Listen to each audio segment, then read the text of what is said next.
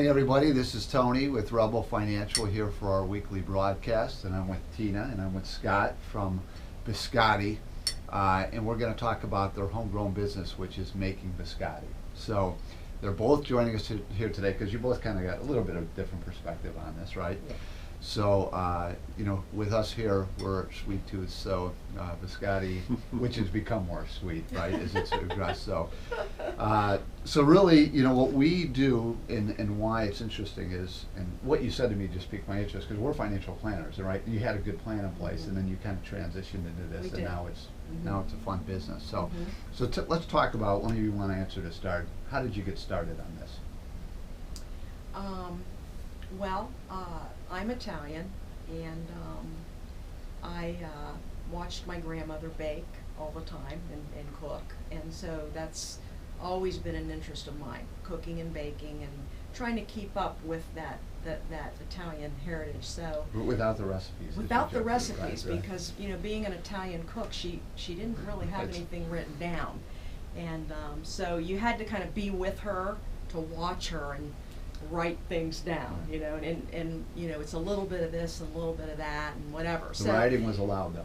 You could take notes. Huh? I could take notes, Yeah, right. yes. But so I, like I was saying before we got started here, we both had a plan in place to retire, and we knew that was going to be when that was going to happen. So the year before that, we started playing around with this, and we first baked them for family, and tried a few flavors and things, and they really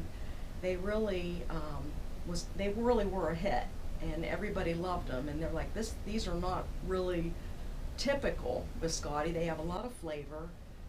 They're not as hard as the traditional biscotti, and so we talked about some ideas, and we thought maybe we'd start in the summer and doing a few farmers markets.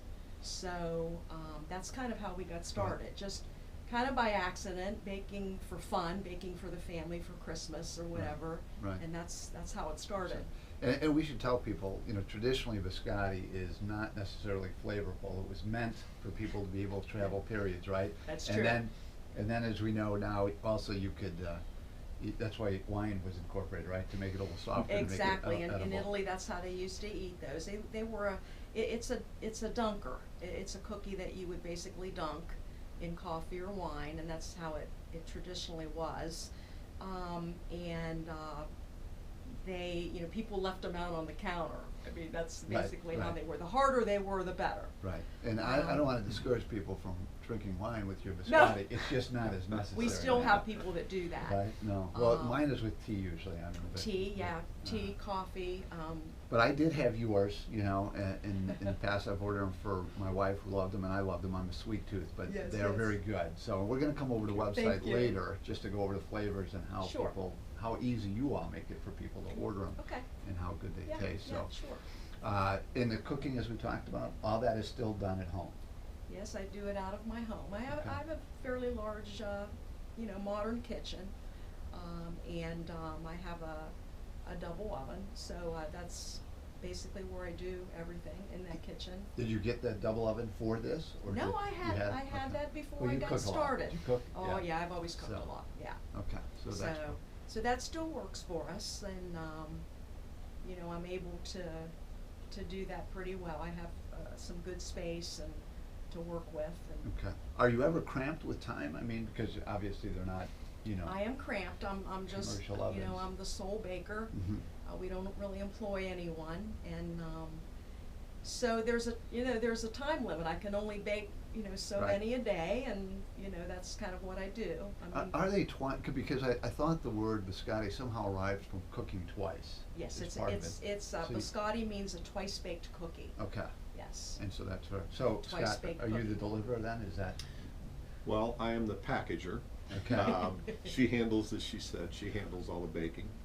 And when that baking is done and we let them sit and dry a little bit, especially if they have glaze or whatever on them, and then we package them up individually. And yes, sometime I'm the deliverer if we have deliveries, or we do the farmers markets together. Well, and I know it, like I said, I gave it as a gift, it was a side Christmas present. Yes. Excuse me, for my wife, and they were Mhm. packaged nicely, so Mhm, people should mhm. keep that in mind too, Mhm. so. And we're gonna come back to the website and Facebook, I wanna Oh, make it easy okay. for people when we do this, so. Sure. And we'll talk about the flavors too, because I know, I see like pina colada is the special one now, and so it's great that Yes. you can play with that. Yes. But let me, so now you have this small business, right? What have you learned about, is this your first small business, or had you done Oh, something yeah. like that before? Well, I used to be in direct product sales, so I used to Okay. be with a company called Weekenders, which is, I would basically sell the women's clothing. So I would go to women's homes and do parties, and people would try on the clothes, and so that's kind of my first venture, is doing that. And that's been many years ago, so I don't do that any longer. But so other than that, yes, this is really officially our first Okay. business. Okay. But has it been pretty straightforward, or any surprising challenges that you've had, that you know, that you? Well, I think the one of the benefits that we're getting out of social media is being able to utilize social media. It's Yeah, been, yeah. especially Facebook, it's been fantastic. Yeah. And our website as well, because people can then keep track of our flavors and so on. From a challenging side, it's probably been pretty much what we thought. We're keeping it pretty simple at this point. We're a cottage food, so we're not overly regulated by the state of Ohio. Right. That makes it a little bit easier. Yeah. So it hasn't been too challenging, other than maybe keeping track of financials and so on, that Right. we haven't had to do in the past. Which everybody has to do, Yes. right? Right. You know, I can't imagine, because you're at farmers markets and things like that, but if we didn't have websites, and to take us back 20 years ago, it would really be difficult for you all to get the word out, right? It would. I mean, Yeah. you go to farmers market, and that We would be might, your crowd. yeah, we might even have to do more markets and things like that, depending on, where we wanted to be, to get the word out. But it's great now, because a lot of it is through word of mouth, Mhm. and that's what it's turned into. So, and I know you only have a few years of experience, but is there a busier time than others? I mean, I know, Oh. because weddings and things like that, events, Yeah. conferences, and. Well, holidays are definitely our busiest time, so that'll be coming up here. Last Christmas, we did exceptionally well. Okay. We did tins, so the tins that we had were, for Christmas, obviously. Yeah, yeah. So they had Santa on them, or whatever it was, and we could fit a dozen biscotti in those, and so we sold those for $15 each. So we had a lot of people getting those. Yeah. We had even realtors in town that we know Yeah. ordered those for their clients and so forth. So Yeah, it's a great, easy idea, yeah. for Besides small, so. just people wanting them for their holiday, Right. treat or whatever. So we had a lot of orders. So was it a decorated biscotti, your name on there, tin, or was it with a? No, our Okay. name was not on the tin. It was Okay. plain. I just say that because. We did have a sticker on the inside of it, but we have our little BScotti sticker. The eggnog I get is from a family farm, I'm forgetting the name, but Okay. shame on me, but they have a different jar every year. Oh. So I get at least one to remind me, so this year Gotcha. will be the 2019 Cool, one, cool. so, anyway. Okay, and before we get into the website and stuff, where do you hope this goes? I mean, I obviously it'd be awesome.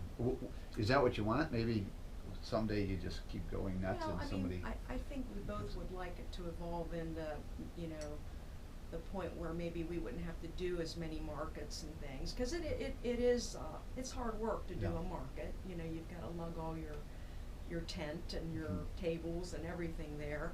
So I think what we'd like for it to become is more, here's BScotti, and we'd like to order some, or Right. we're having a wedding or a family event, and we'd like to get, multiple BScotti or whatever, and I think that's where we want it to be. Yeah, like she said, maybe more things that we can plan for, Mhm. like a wedding, so Yeah. you can, ahead of You know time how ahead many of you time. need, as opposed to going to markets and you aren't sure Yeah. what flavors may sell that week, or how Mhm. many. And we also entered into a venture recently with a small Italian market in Pataskala called Okay. Mr. Meatball's Italian Foods. Mr. they're- Meatballs. Mr. Mr. Meatball's Meatball. Italian Foods in Pataskala, Mhm. yes. And they're selling our biscotti right now. So if we can get into some things like that where, again, it's more, it's easier to plan for Right. ahead of time. Right, right. Those are the kind of things. You're reacting to orders, not trying to Right. guess what people Exactly. are. But I will say, we do really love doing farmers markets. We love the face-to-face, Mhm. the conversations. Mhm. Some of the conversations we've Right. had with people are just, And the Really markets are good. great because I'm coming up with new flavors all the time. Mhm. So, it's a great test market. Mhm. So I provide the samples Yeah. for people to try, and they give us feedback. Right. You know, they say whether they like it or whether, you know, it needs more flavor or it needs less of this or more of this, and so we like Have you getting the had- feedback. Have you made a mistake in a flavor or something that was Oh, not? yes, I've had flavors where I'll probably never bring them back out Okay. again because It's they the worst just, one. they didn't sell well, or, Right. you know, I was, explaining earlier about my pumpkin. I'm trying to get a good pumpkin flavor, and I just, last year it wasn't, to me, it wasn't great, Right, you know, so right. I'm always trying to, Are you getting you there? know. We're gonna see a pumpkin one I this year? don't is know. it? I'm still trying to figure that one out. Well, you got a few weeks at It's least, really right, hard so- to get something like a pumpkin in a cookie like a biscotti. Right. It's just difficult. It's Right. gotta be the right texture, and It does so seem it's- like it's hard. pumpkin flavor has become really the last few years, everything. I know Well, it's- Starbucks is already out with their pumpkin oh, I know, latte and it's thing. basically the spices that go into it, right? Right. It's not the pumpkin itself. Right. Pumpkin is just a squash. It's a vegetable. Yeah. And it doesesn't have much flavor on its own. Yeah. It's really just the spices that go To with make it, it. so you gotta get that right spice flavor. Yeah. How, so you have capacity at home for a while, right? I mean, or you're not, I mean, do you see yourself having to do something different anytime in the next couple of years, or? I think sales would drive that as opposed to us making the decision first. 'Cause Right. it's Yeah. it's a large investment to go to a Mhm. commercial kitchen. Right. So I think it would be the chicken egg thing where maybe in this case, we would have to have the sales first and really kind of And see, reach yeah. capacity at home and then make that call as to Right. whether we wanted to go that way or not. But Right. for right now, I think we're able to handle everything at home. You had said something earlier, I'm forgetting, I think it was Scott, but I don't think people realize the effort when you're setting a table up at the farmers markets, what goes into it. We do trade shows, and I've done farmers market in a prior life Right. for things, and, you know, that lugging is the worst part of it. You know, I don't mind, I love talking to people too, and being Mhm, there and meeting mhm. with people and Yes. talking about our product, but people don't realize that there's an effort into getting it there, into taking it There back, is, you know? yeah. And those little businesses, that's all their livelihood so often, It so. is. I It live is. in Upper Arlington, so we'll do that every Labor Day, right? Oh. There's something. Okay. um, Well, so- that's coming up. It must be. I mean, normally we're out of town Labor Day, but Okay. we're in town this week, so I'll have to even take a look at that, so. But anyway, well, we have a little time, so I would like to get to the website so we can show Oh, people sure. this, okay? Sure. So let me start, and we'll come to Facebook too, but the address is b-scotti.com.